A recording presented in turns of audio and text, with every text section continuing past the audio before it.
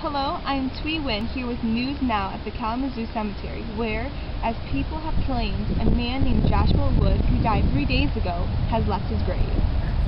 I don't know much about him. We don't hang out with the same people. He was a carpenter, but I do know he was always having parties and hanging out with all the rejects and stuff on the bad part of town.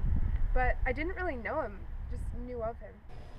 Joshua was with his closest friends on Thursday night here in Gethsemane Gardens, talking to each other when the authorities came and arrested him for treason and brought him to trial that day to the Supreme Court. He was accused of planning to overthrow the government in 3 days and of becoming a dictator. I was there at the trial. He could have spoken and defended himself, but he never did. He was completely silent.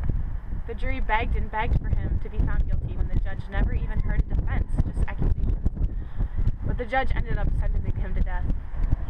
Judge Pilate announced to the court and public that Josh Wood would be given capital punishment through a lethal injection. It was clear that Judge Pilate was not confident in his decision, but once it was said, it was done. He wanted nothing more to do with what happened to him after the trial. I saw that before they did it. They beat him up. It was torturous. There was blood everywhere. I'm surprised he even survived the beating.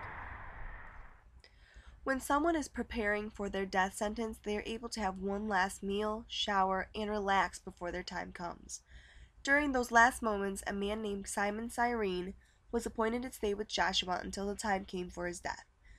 Though some people are convinced that he did not fully die, but that he was just unconscious, the executioner is sure that he was completely deceased.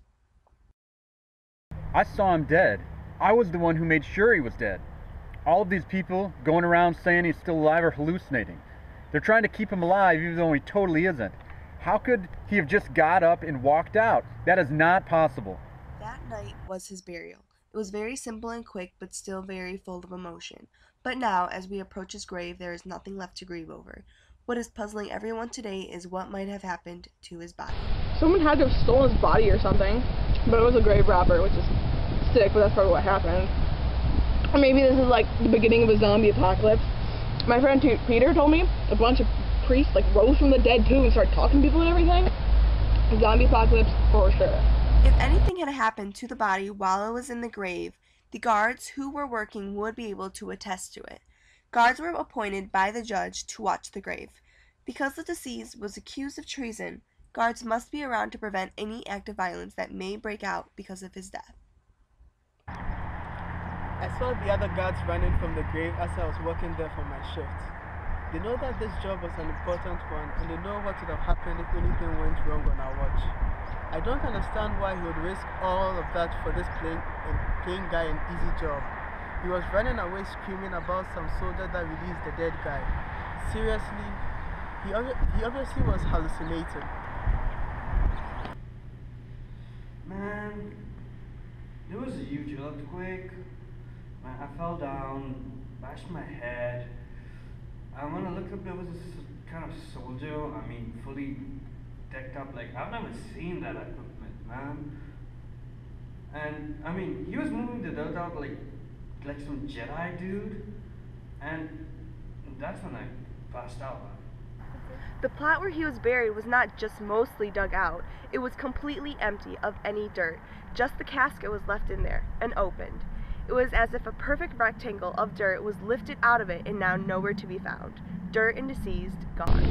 His clothes were in there, but they were it's like he just vanished. It's not like someone actually removed them from him. They were just there, right where they were, right where they should have been. My friend and I came from flowers, and when we got here, what were we supposed to even do at that point? But this soldier, who was practically glowing, was there. He told us not to be scared and that he is alive. Naturally, I freaked out and went to go tell all of Josh's best friends the good news. Who could have done this, and what was their motive? Maybe this wasn't a person at all, but instead the supernatural. Was this a heartless trick or the most astounding act known to mankind?